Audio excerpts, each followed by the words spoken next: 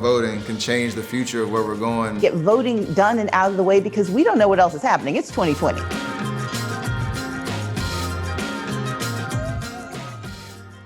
Thank you so much for joining me today. We've got a lot of amazing, important things to talk about. For those who you should know, Stacy Abrams, amazing voice for the people, really has been instrumental in fighting for voter rights, against voter suppression, founded Fair Count, talking about the census, Fair Fight, to continue to increase engagement around voting, to again fight voter suppression, continue to build engagement, and our Get Out the Vote campaign. And I know good product placement when I see it. So over your right shoulder, I see that fine book right there, Our Time Is Now, written by yourself. Amazing work. Thank you so much for sitting down and having this conversation. I think this is very timely in terms of the reality that we're all living in, and how important this election is, but also just our civic engagement overall. So we got again a lot of good things to talk about, but I want to have a little fun at the beginning. For those that might not know, I heard that you wrote 8 romantic suspense novels. Under the pen name of Selena Montgomery. Is that accurate? That is indeed true. From 2000 to 2010, I was a very prolific romantic suspense writer, published 8 novels, but then I got promoted to minority leader of the State House and started a financial services business. So Selena has been on hiatus for the last 10 years. Last 10 years, so she's got a lot of work underneath her, accredited to the name, so it's pretty awesome. How did you start that? I just got just in terms of, is this a passion? Did you always knew you were talented in that space? How did that work? I've always loved writing, and I grew up watching General Hospital and James Bond movies. And so my very first novel was a romantic suspense spy novel. I tried to publish it in espionage, but at the time, publishers really weren't publishing women who wrote spy novels. So I figured I'd write the exact same novel. I'd just make my spies fall in love, kill the same number of people. I wrote that one, they liked it, and then my publisher bought a couple more, and then a new publisher called me and said, what would you want to write that you don't think you can write? And I had a serial killer romance novel called Never Tell that I wanted to write, so they bought that one, and then I did action adventure for the last 4. Pretty amazing.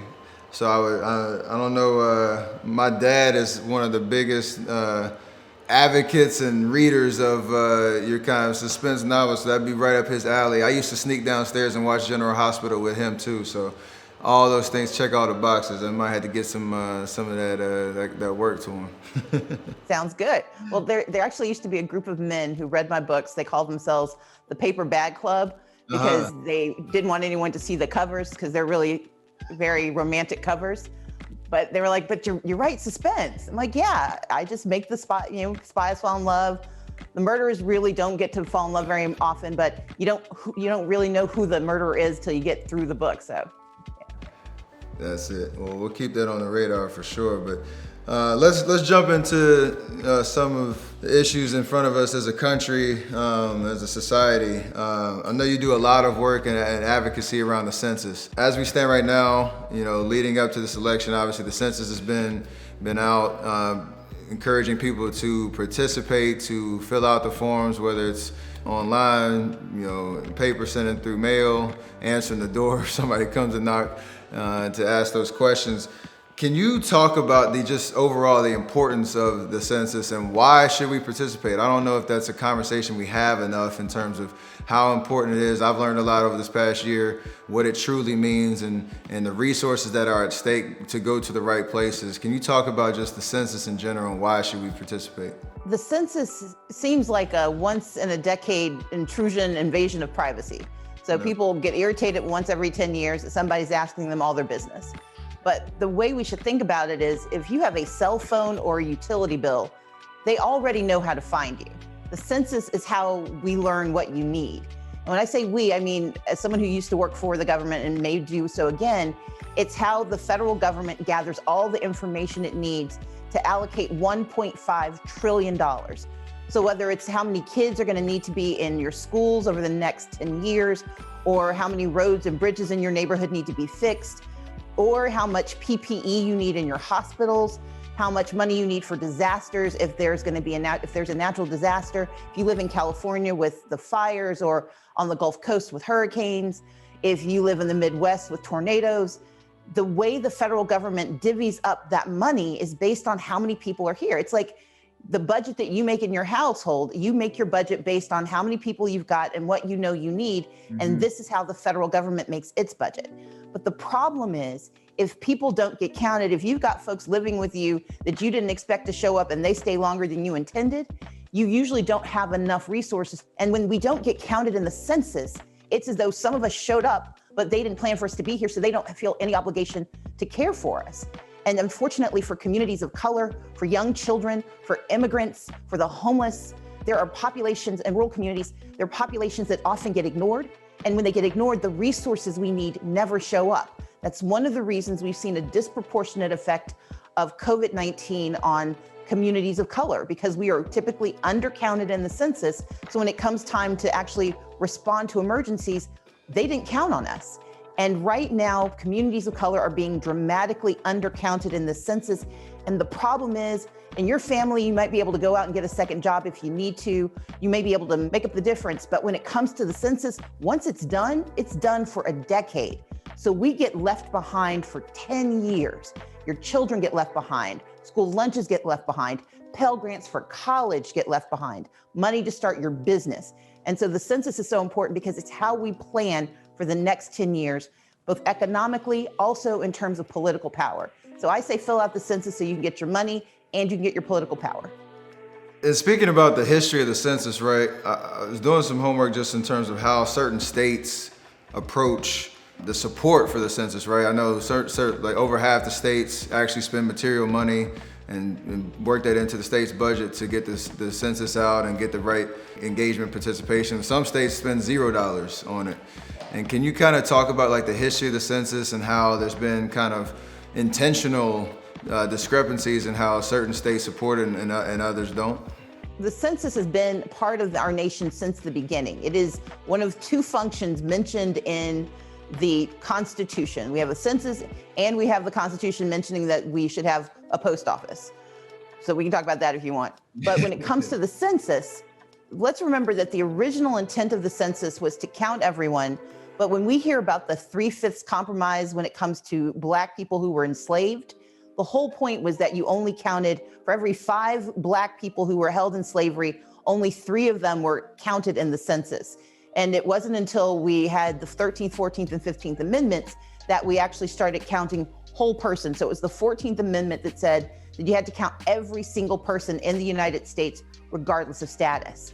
If you fast forward to today, we find ourselves still in this battle to count the communities of color that are often discarded or discounted. California, for example, has spent hundreds of millions of dollars on the census because they understand that it is critical to count every person. In contrast, my state of Georgia has spent very little, and we have states across the South that have spent $0. But what we have to remember is that 58% of Black people in America live in the South, and yet most Southern states are not spending $1 on the census. We know that in Native American communities, they are woefully undercounted, in part because they have to have someone who comes to the reservation because of how they use addresses. And so we have all of these systems that are designed not for our benefit, but unfortunately are being manipulated by this administration to our detriment. The other example I'll give you, we have had a lot of conversation in recent years about returning citizens, but also about mass incarceration. Right. We know that in a lot of states, particularly Southern and Western states, people are counted not where they're counted where they're incarcerated, not where they come from. And it's called prison gerrymandering. And the problem with that is, if the resources that help build solid communities, that invest in schools, that invest in community organizations, that invest in helping build stronger, healthier people, if those dollars never show up because everyone who didn't get what they needed is in prison, you have white rural communities that benefit from the incarceration of communities of color, but those resources never make it back to where those people come from, so their communities never get the support they need. We have to fix the census, but the first step is making sure that we actually have a census that's accurate this year so we can get the resources we need to work on building the political power to improve the census going forward. And we're obviously in the middle of a pandemic right now, and I know that can impact, the participation engagement with the census, knowing it's since April, right? I guess April is the date that you're supposed to count your current, living situation, your family members, and all that type of things. But we're, pushing towards October. Can you kind of give us a breakdown of like where the Census Bureau is on the extenuation through the end of October? I saw a recent report about it getting shortened so that we can kind of curb the impact of COVID-19 and get as much participation as possible down the stretch here? Typically, the census is a nonpartisan activity. It doesn't matter whether you're a Democrat, Republican, it doesn't matter what race you are. Republicans and Democrats have always been very intentional about counting everyone because usually our presidents understand we're all in this together. Unfortunately, this year, we have a president who has been very intentional about not telling the truth in the census. It began by trying to impose the citizenship question based on analysis that was done by some folks who support him, consultants, who said that if you don't count everyone, if you put this question in place, the citizenship question, then we will have a census that looks whiter and more Republican. Mm-hmm. Luckily, the Supreme Court, the conservative Supreme Court, struck that question down, but that didn't mean they stopped. So the next piece was that they underfunded the census. And unfortunately, recently, they've attempted to end it early.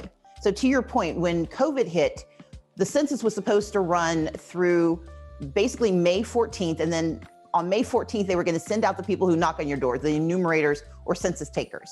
That was supposed to happen from May 14th until July 31st. Mm-hmm. But because of COVID, everything got delayed. And the people of the Census Bureau, who are nonpartisan, they said, okay, we need to adjust. We need to do the census taking from August 11th through October 31st. But on August 3rd, the President of the United States announced that he was going to end the census early because what he wants is flawed data to be delivered to him before the end of this year so he can put into cement the lie about who we are, because he knows that the numbers aren't accurate. He knows that we have communities that haven't been counted. We have Native American communities that are behind by up to 25% behind white communities in terms of being counted. And the reason this matters, the census not only allocates dollars, it allocates political power. So we have 435 members of Congress, but based on the populations, some states will get more leadership and some states will lose representation. But if you turn in the numbers, when the numbers get turned in to the president and the president sends it to Congress, that's it. There is no do-over, even if we know the numbers are wrong. And so what we're hearing about the census extension, meaning that it was supposed to end today, but Judge Koh out of California put a stay on the ending of the census and demanded that they continue it through October 31st. That's designed to give the census more time to do their jobs. The professionals say they need through October 31st. Unfortunately, the Trump administration is now trying to end it on October 5th, but we hope that the judge will continue her stay. The judge will continue the injunction against ending the census because we need as much time as possible to get as many people as possible to fill out the census. This is a once in a decade opportunity to tell America who you are and what you need. And we need all the time we can get to get it done right, especially in COVID, because billions of dollars will be allocated for COVID recovery. And if these communities are not included, the money doesn't disappear. It just never gets to the people who need it. I think that's a good segue in terms of, like you talked about, the impact of the census and getting the resources where they need to go, but also, how we vote and getting the right people in positions of leadership and power that will be able to unlock those resources in the right way. And I kind of want to ask some more tactical questions on voting so that we can kind of break down some of the either misconceptions or questions that everybody wants to know the answer to, and then some big ideas too. So I kind of just want to start on voting with just the basics of, I think there's 3 ways that everybody can participate. You can vote in person early, you can vote on election day, or do mail-in voting. I'm pretty sure that's the only 3 ways to get it done. Can you walk us through just the process of how you would encourage or recommend somebody, either if they're voting for the first time or they're really advising other people in terms of the power of voting, how they should approach now in November 3rd? Don't panic. This is a very fraught and tense election year. You've just listened to the television, read the news, or been on any social media. You've gotten a lot of good and bad information about the elections. But let's be clear. The elections are happening now. We have an election season, not an election day, because we do have 3 ways of voting. Now, it's not universal, but it's pretty close. 45 states allow you to vote by mail. 41 of those states let you do it with no excuse at all. And 4 of those states will allow you to say that COVID-19 is your excuse. We still have 5 states that unfortunately require that you have either a disability, be aged over the age of 65, or be out of town. And you need to know what the rules are in your state. So if you go to vote.org, your state, you can look up your state and it can tell you what the rules are for voting by mail. Voting by mail is safe. Voting by mail is accessible, and voting by mail is successful. There are states where you have to be a little more diligent about what the process is. So we've heard about what's happening in Pennsylvania. In Pennsylvania, you have to use 2 envelopes, a secrecy envelope where you put your ballot inside, and then your mailing envelope, which is where you put your secrecy envelope. But the rules are designed to help make sure that your vote gets counted. So make sure you go to vote.org and learn the rules for how you fill out your ballot. But it is a safe, accessible thing. And despite all of the histrionics, we've heard about what was happening at the post office. Most of those things have been fixed. We've had courts that have made changes. We had Congress step in. And so it is safe to vote by mail. And in most communities, you can even go and drop off your mail-in ballot if you don't want to put it in the post office box. So that's number 1. Mm-hmm. Number 2, you can vote early in person. That's true in 41 states. Again, if you go to vote.org, it can tell you which states allow you to vote early in person. We know that voting early has already started in some states. Some states start 60 days out. Many states start about 45 days out. Georgia actually starts on October 12th. Some states start October 4th. So just look up the date in your state and where you can go to vote early. That means that you show up in person. It's just like voting on election day, only it's safer because there are going to be fewer people in line. You're usually going to go to a satellite location. You're going to go not to your normal precinct, but you're going to go to a place that's listed as one of the spaces where you can vote early. It's a good way to vote, and it means that you get it done, you get it out of the way. Third way to vote, of course, is election day. But we should treat election day as last call. Mm-hmm. That's the last day to cast your ballot. You can do it, and it is reasonably safe if the polling places are open, if we have enough poll workers. But the reason we're encouraging people to vote early is that we're in a pandemic. We've never done it like this before in modern times. The last time we had something like this was the Spanish flu of 1918. We also voted during a civil war, but we have so many people voting this year.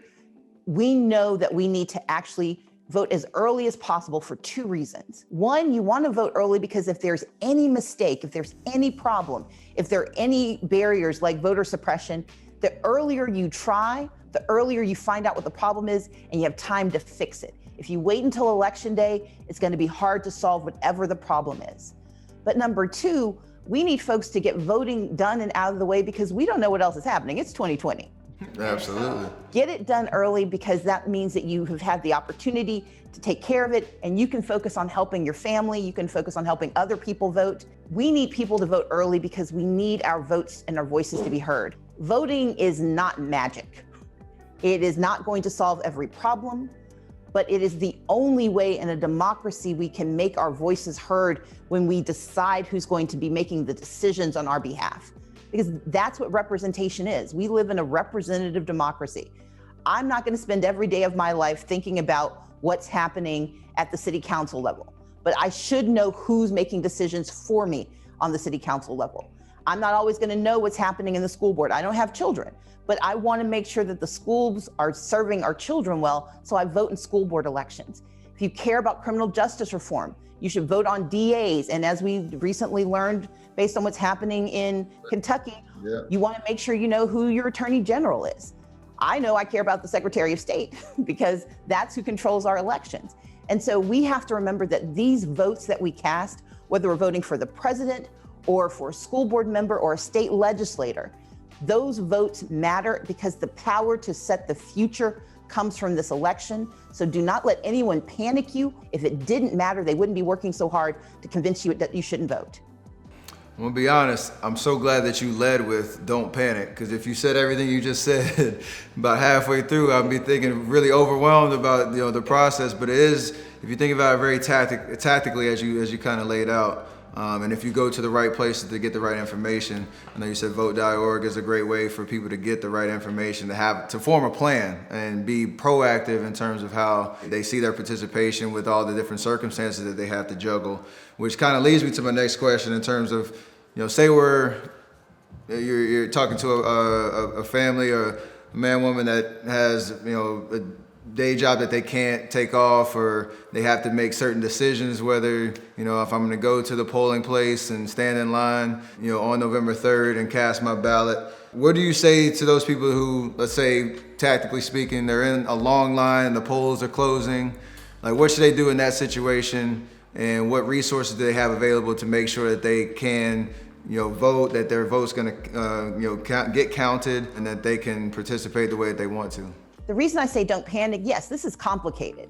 We're deciding who's going to run our country, who's going to run our cities, who are going to run our states. Yes, there is voter suppression. There are people who want to stop us, but the best way to defeat an enemy is to know that the enemy exists. The best way to navigate challenges is to know what those challenges are. Make sure that you know the information, that you know the obstacles, but don't let them convince you that those obstacles should stop you from acting. And to your point about being in line on election day, if you've made a plan to vote early and it doesn't matter, you still ended up in the line on election day, here are the rules. If you are in line before the line shut down, before election day ends in your state, so let's say it's 7 p.m. or 8 p.m. If you're in line by that time, they have to let you vote. Number two, under federal law, if there's any mistake, if you're eligible to vote, but you forgot a piece of paper, you didn't have your ID, ask for a provisional ballot, because that means they have to let you at least cast your ballot on election day, but then you have usually 3 days to come back and give them whatever information they didn't have at the time you were trying to vote. Number three, there is a phone number you need to memorize. It's 866-OUR-VOTE. 866-OUR-VOTE. That phone number will connect you to lawyers across the country who will know what the rules are where you live. So if you're standing in line and someone's trying to intimidate you, someone's saying that you shouldn't vote, that you don't have the right to vote, that you're in the wrong line, if you call that number, they can make sure you have the right information. No matter what happens, don't get out of line. Across this country, you've got good organizations and good people who are going to be coming down those lines, making sure people have water, have PPE, have information. They can't do anything campaigning because campaigns are done by then. When you're in line, you're just there to vote, but make certain you don't let anyone steal from you your right to vote. And in every single state, if you call 866-OUR-VOTE, we will connect you to the right person to make sure your vote gets counted. When we go to the elections and we're looking at the candidates, we're trying to compare, contrast, look at how they show up in different conversations and pressing matters.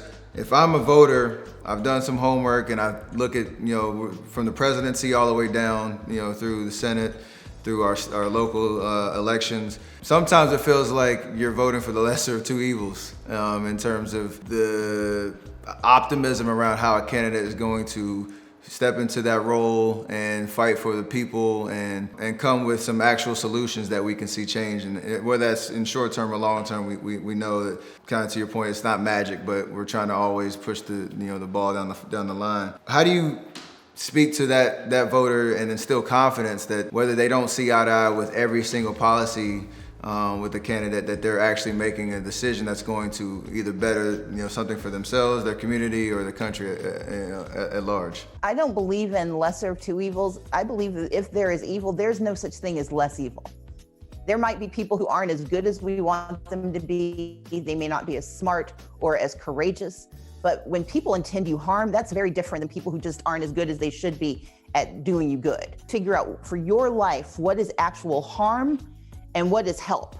And that's the first metric. The second is to remember we're voting for humans. We don't vote for saviors. We don't vote for magicians. We vote for regular people who've decided that they want to step forward and do something to make community better. That's why people run for office. Now, it turns out some people are good at it and some people aren't. And that's why we have elections. It's a hiring process. This is the most public job interview in the world, because when people run for office, they're saying, hire me to do this job for you, whether you're hiring me as a DA to make certain that we administer justice fairly, or you're hiring me as a state representative to make sure that your family gets its fair share of tax dollars, or you're voting for the president of the United States to make sure we're not going to war on a Thursday. We don't elect saviors. We elect regular people who just seem to be better at talking about things or reading things. And so we should measure who we're voting for, not based on whether they excite us or not. I don't need to be excited about you as a person. I need to be excited about what you can do for me as a representative, as a politician. And when the difference is not trying to be excited about the person, but being excited by their values, then I have a better sense of what's possible. And so I encourage people, there's a lot of conversation about, oh, I'm not enthusiastic. I don't need to be enthusiastic about you if you're going to do the right thing for me. If you're going to make certain that my community gets the resources it needs, if you're going to fight for me and make sure that my community gets served the way it needs to be served. But the way we make those choices is by being really introspective and understanding what we need. That means you should think about, what pain do you have in your life? What are the things you need help with that by yourself you cannot fix, that your community by itself it cannot fix? We elect leaders to help us fix those problems. And so the rubric we should use is not whether they are evil or less evil, but do they intend me good? Can they tell me how they can make good happen? And can I commit myself to helping make sure they get it done? I don't want to spend every day of my life doing their job for them, but I don't know of any job in the world other than politics where you get hired and then the people who hire you disappear for 2 to 4 years and assume you're going to just do what you're supposed to. I wouldn't let you do that in my store. I wouldn't let you do that in my business. Why would I let you do that with my life? And that's why the responsibility is to protest in the streets to demand what we want, protest at the ballot box to hire the people we need, and then protest in the halls of power to make sure they do their jobs. Because fundamentally, that's what we're doing. We're hiring people to do a job, and we want them to do the best job possible, but sometimes people need encouragement. Absolutely. And to that point, you said you get somebody in office and you're expecting that they put their best foot forward and their intentions are solid. We know the powers that be. When you get to Washington, it's a lot of just the chessboard is always pieces moving and aligning and disaligning, those are the type of things. But what's the best way to keep people accountable, in those positions? Like you said, you can wait till the next election and vote them out if you didn't like, their track record. But in the interim, you talked about protesting, you talked about using whatever platform you have to speak on certain issues. But what's the best way to keep, our leaders accountable while they're in term and while they're in those seats as decisions are happening, as our world is changing, every single day? I get in trouble sometimes when I say this, but having been one myself, I think it's a good analogy. Politicians are like 15-year-old girls, and I used to be one. They respond to money, peer pressure, and attention. So, money. Invest in candidates that you think are going to do a good job. And even if it's $1, if it's $5, if it's $500, when we invest in candidates, we are sending the people that we need to positions of power. And sometimes we don't think, well, I'm not the kind of person who puts money into a campaign. You don't give money to a politician. You're giving money to their vision. You're investing in the campaigns. And if we want more people who come from community and remember what it was like to need, then we need to invest more often in the candidates who need us the most, not the ones who have all the money they need, but the ones for whom that $10 or $15 or $500 can change the way they are heard and seen, and we get them into office. So that's number one. Number two, peer pressure. We need to make sure that we are calling, emailing to politicians once they're in office, but don't just send it to the one who represents you, send it to all of the people who represent you. Because we need more and more people to feel that you are watching what they're doing and they're watching your friends, their allies. We need more and more politicians to be comparing themselves to one another and trying to be better. But the third is just bringing attention to the issues that matter. And that's what protest does, but that's also what communicating with politicians does. When you send your information, when you call your city council member and say, this is happening on my street, and they don't call you back, call them again. But then also call other people in your neighborhood and say, we need to call this person, and we need to email them, we need to text them, and we need to tell them what we need. The same thing is true whether you're talking about someone in Congress in DC or someone in your state legislature or your school board. But remember that money, peer pressure, and attention make people behave better. That's true in almost every facet of life, but it's completely true when it comes to politics. You don't have to talk about every issue, and you don't have to be upset about every issue. You may not care about that bond referendum that's happening, but you do care about whether or not they're going to redistribute resources from one school in your district to another school that already has enough. Those are the kind of conversations we've got to show up for, but you don't have to show up for everything. If you show up for some things, they start to pay attention and things do start to get better. Is there a way, and this is something I've been thinking about even these past 6 months in terms of leading up to this election? We know that certain swing states, we're talking Pennsylvania, Florida, Wisconsin, Michigan, North Carolina, Georgia, where they're hotbed races, and if you're not living in those states, you might feel a little powerless in terms of impacting those elections, and for your everyday citizen to understand what's the best way to approach those type of conversations in terms of lending awareness, just participating in those extremely sensitive kind of elections that for us can change the future of where we're going as a country. It's even for a vote of somebody who's voted every single year. Swing states are swing states because we have this racist, classist electoral college. And as long as the electoral college continues, we're going to have states that get more attention than others, because if Democrats know they'll win or Republicans know they'll win, they don't really fight about it. And so we only fight over the states where we really have to work hard to get one side or the other elected. That shouldn't be the way it is, but it is for now. So let's assume that we will have swing states for a while. If you want to support a swing state, you could go to fairfight2020.org. We are gathering lists of volunteers and we're deploying them. We recently did a week of action where we did more than 1 million phone calls and text messages. The reason that matters is a lot of folks, they don't have time in their day to figure out all the rules and all the laws and all the issues. And so by supporting fairfight2020.org, we can connect you to the communities that need your help, especially in those swing states, because we're operating in 18 swing states. I would also recognize that while your state may not have a presidential election where your vote is going to swing the electoral college, you do have other races. And for those of us who care about the environment, who care about a woman's right to choose, who care about criminal justice reform, who care about education, we've got to remember that most of those decisions don't happen at the federal level. They happen at the state and local level. So your state representative, who you may or may not know, has more power over your daily life than the President of the United States, because that's the person who decides how much your state taxes are. They decide whether or not the rules in your state, the laws in your state permit you to make a mistake and actually get redemption once you've served your time, or whether you're going to lose all of your rights from now on. That's what happened in Florida. The people of Florida said, we want returning citizens to have the right to vote, but the state legislature and the governor took those rights away. And so we can't focus so exclusively on the federal level that we forget that most of what happens to us happens at the state and local level. So yes, help out through fairfight2020.org, help out with folks across the country in swing states, but don't forget that you can swing the future of your state by being involved down ballot.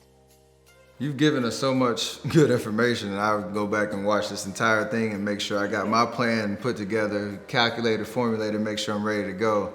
It's always funny just thinking about where we are as a society right now, how important this election season, as you put it, for sure is important. I watched the debate, the first debate, and there's a sense of like outrage and confusion over how we're being represented at that level. But in terms of like for you and everything that you do on a daily basis to fight for people and the quality of life in the future, like what gives you hope? What gives you optimism? What gives you a sense of confidence that if we take advantage of this election, our awareness over issues that matter and that are going to affect our daily lives and our kids' lives and their kids' lives, like what's the thing that gives you the most hope and optimism, for our country? I grew up in southern Mississippi, the daughter of working class parents who were working poor most of the time. And I'm one of 6 children. My parents were both first generation college. My mom was the first person in her family to finish high school. In a generation, they helped us move forward in a dramatic way, not by themselves, but because of the fact that I come from a long line of folks who were determined. My great-great-great-grandparents were slaves. My great-great-grandparents were sharecroppers. My great-grandparents, they were domestic workers and cooks. My grandparents were cooks. And my parents did everything they were supposed to, and they still struggled. And yet I became the first Black woman in American history to be the nominee for governor for a major party. I'm not optimistic or pessimistic, I'm determined. I'm determined to make their legacy worth something. I'm determined to make sure other young girls don't have to grow up thinking they can't do something because they've never seen it. I'm determined to make certain that my brother who struggles with mental health and with drug addiction, that when he can get his life together, that there is a place for him in our society. I do this work because I believe that more is possible, because I've seen it happen, because I'm not a slave. I'm not a sharecropper. I hold a law degree. I get to do every day the work of fighting for people. And the thing is, I'm one of millions of people doing this work. I happen to get a little more attention for it, but I'm determined because I know that every single day I'm helping make progress. I get to talk to folks like you who could be doing anything else, and instead you're using your power and your platform to let people know what's possible. I'm surrounded by young people who've been told that they don't care and that they're agnostic or they're apathetic, and I watch them spend every single day on phones and on Zoom calls trying to make life better. I'm in this because I know we can win. I know that we have hit an inflection point in the numbers of who we are, where we can actually change the outcomes of decisions. And so I'm in this because I know that we can get it done. And that's what I'm working on. You just dropped the mic on us. Nothing to follow up on that: determination, consistency, perseverance, and leadership. So I thank you so much for your leadership, for your boldness and courage to be out on the front lines and be as passionate as you are about your work. I hope to have that same energy about anything that I do, whether it's on the court, off the court. So I appreciate your time. I appreciate your leadership again. Thank you for all that you're doing and your entire team. And you've given us a real nice toolkit to go into this election season. So I really appreciate you, and make sure anybody who's watching this, our time is now. I'm gonna plug it again. Appreciate you, Stacy Abrams. Thank you so much. And we'll be following your lead. Thank you, sir. It's always a pleasure. I appreciate it.